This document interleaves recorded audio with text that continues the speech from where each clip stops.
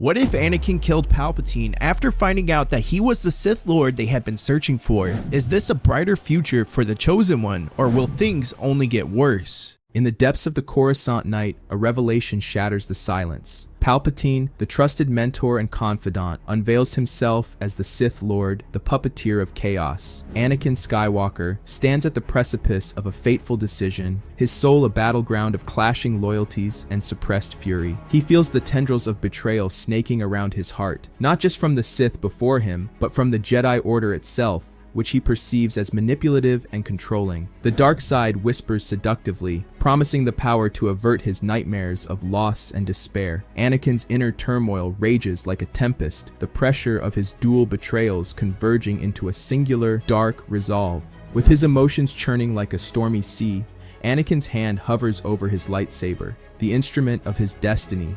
The air is thick with tension, the weight of impending doom pressing down upon the room. Palpatine's eyes, once fatherly and kind, now gleam with the cold fire of dark ambition. But Anakin sees through the facade. He sees the chains the Sith Lord has laid out for him, and in a flash of clarity and rage, he decides no more. In a heartbeat, the decision is made. Anakin's blade, a mere whisper away from Palpatine's throat, ignites with a fury that mirrors its master's inner fire. The room is split by the harsh sizzle of the lightsaber as it strikes down, severing the future that Palpatine had so meticulously planned. The Sith Lord, caught off guard by the ferocity and speed of Anakin's resolve, has no time to react, no time to counter. As Palpatine crumples to the ground, the reality of his actions crashes down upon Anakin like a wave. He has prevented one dark future, but at what cost? He stands alone amidst the echoing chamber, the deed irrevocable. The path to the dark side, now a road he treads with open eyes. The galaxy will never be the same. Anakin, now more Vader than ever, feels the power of the dark side coursing through him, an intoxicating rush of strength and clarity. Yet, in the silence that follows his act of defiance and destruction, he wonders, is he the liberator of his own destiny, or has he merely stepped into a different kind of trap? Anakin, his heart pounding with a tumultuous mix of triumph and dread, races back to the Jedi Temple. The streets of Coruscant blur past him, a mirror to the turmoil within. As he arrives, the temple's ancient and serene walls stand in stark contrast to the storm raging in his soul. He seeks out Master Windu.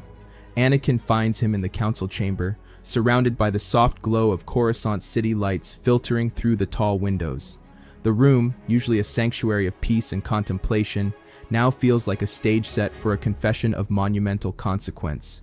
With a voice burdened by the gravity of his deed, Anakin reveals the night's harrowing events. "Master Windu," he begins, his words heavy with emotion. "Palpatine. He was the Sith Lord we've been searching for. He admitted it to me, and I couldn't let him continue. I killed him." The air thickens with tension as Anakin's confession hangs between them. Master Windu's eyes, typically a well of calm wisdom, reflect the shock and complexity of the moment.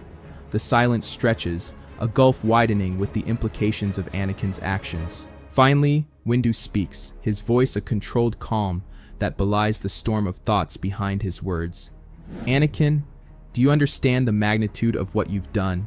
He pauses, allowing the weight of the question to settle over them both. Taking a life, especially in such a manner, is not the Jedi way, but if what you say about Palpatine is true, then you may have just saved the Republic from further manipulation and darkness.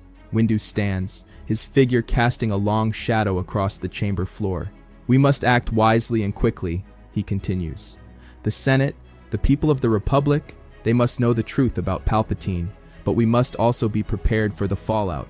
Your actions, while perhaps necessary, will have far-reaching consequences." Anakin and Mace Windu make their way to the Chancellor's office, a silent pact between them to uncover evidence that will justify Anakin's drastic actions and reveal Palpatine's treachery to the galaxy.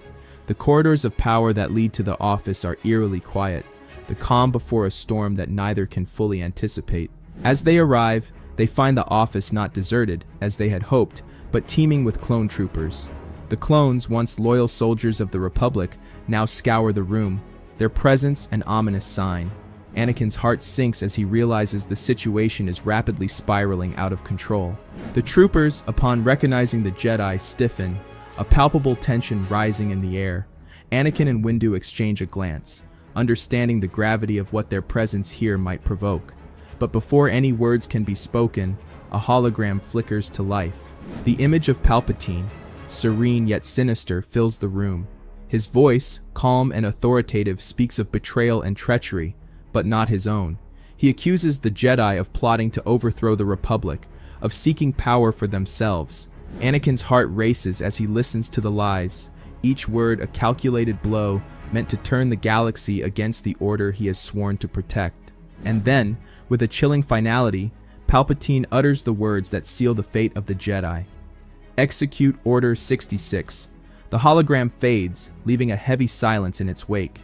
The clones, now with a deadly directive, turn their weapons toward Anakin and Windu. In a flash, the two Jedi ignite their lightsabers, the familiar hum a small comfort in the face of overwhelming betrayal. Windu's voice is a hard edge of resolve as he speaks to Anakin. We must fight, not just for our lives, but for the truth to be revealed. The chamber becomes a whirlwind of light and motion as the Jedi defend themselves against the onslaught.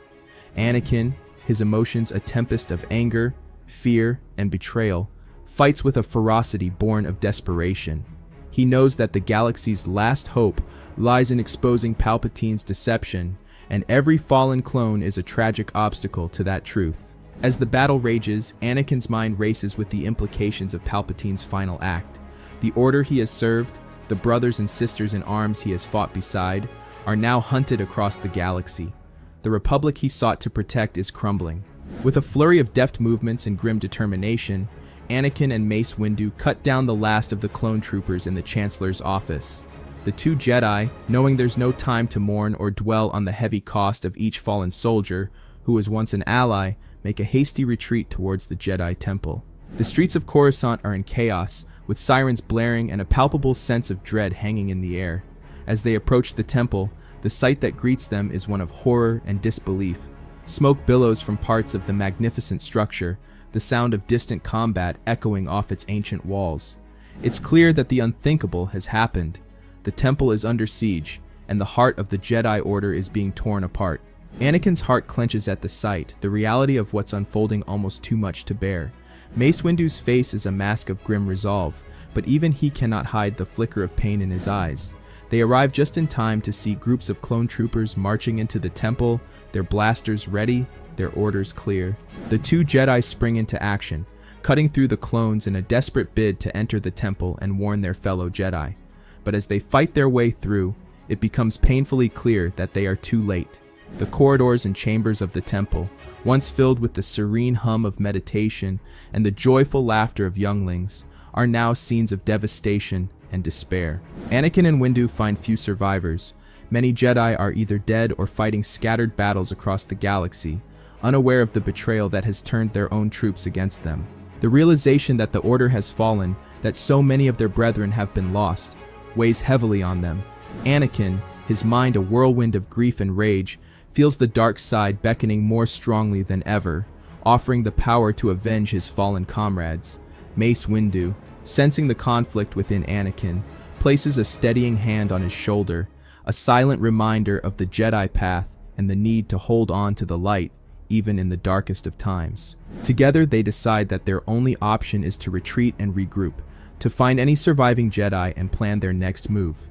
The future of the Order, of the galaxy itself, now rests on the shoulders of those few who remain. Anakin and Windu escape into the undercity of Coruscant, disappearing into the shadows as they begin the arduous task of rebuilding and resistance. In the shadowed aftermath of the Jedi Temple siege, the Galactic Senate convenes in an emergency session. The Grand Chamber, usually a place of vibrant debate and democracy, is now heavy with tension and fear. In the shadowed aftermath of the Jedi Temple siege, the Galactic Senate convenes in an emergency session. The Grand Chamber, usually a place of vibrant debate and democracy, is now heavy with tension and fear. Senators gather, their faces etched with concern and uncertainty, whispering rumors of treachery and war. Maz Amida, Palpatine's loyal aide and now the voice of the fallen Chancellor, stands at the podium. His features are grave, his voice carrying the weight of the Republic's darkest hour. "Honorable senators," he begins, his voice echoing through the chamber, "we are faced with a betrayal of unprecedented scope. The Jedi Order, whom we trusted to protect our Republic, has revealed its true intentions. They sought to overthrow our government, to assassinate our beloved leader, Sheev Palpatine." A murmur runs through the assembly, a mix of shock, disbelief, and for some, a confirmation of their deepest fears. Amida continues, weaving a narrative of deceit and ambition, painting the Jedi as power-hungry conspirators, blind to the democratic ideals they swore to protect. He speaks of the valiant clones who stopped the Jedi coup, framing their actions as a tragic but necessary defense of the Republic. The chamber, filled with senators who had long adored Palpatine for his leadership and charisma, is ripe for Amida's manipulations. Palpatine's image had always been one of a wise and benevolent ruler, a beacon of stability in turbulent times. The idea that the Jedi, long-standing pillars of peace, could be traitors is shocking, yet Palpatine's apparent assassination lends credence to the horrific claim. Screens light up around the chamber, showing footage of the Jedi clashing with clones, taken out of context to suggest aggression and guilt. Amida calls for unity and resolve, for the Senate to stand together against this supposed Jedi threat. He speaks of a new order, one that will ensure such a betrayal never endangers their democracy again. As the Senate descends into heated debate, many are swayed by the fear and uncertainty Amida has sown. Calls for justice against the Jedi grow louder, fueled by the orchestrated fear of their betrayal. The seeds of the Empire are sown in these moments, as liberty and truth are sacrificed on the altar of security and order. Meanwhile, Anakin and Mace Windu, hidden in the underbelly of Coruscant, sense the shifting tides. They know that Amida's words are but the first steps in Palpatine's grand scheme, the creation of a galaxy ruled not by freedom and law, but by fear and power. The Republic they fought for is unraveling before their eyes, and the Jedi are now fugitives in their own land. The emergency session ends with a resounding call to action. Under the guise of protecting the Republic, the Senate grants sweeping powers to those who promise security and order. The Jedi, once guardians of peace, are now hunted as enemies of the state. As the Republic darkens into the shadow of the Empire, Anakin and Windu realize their fight has only just begun. They must find a way to reveal the truth, to restore the Republic, or watch as the galaxy falls under the rule of the Sith.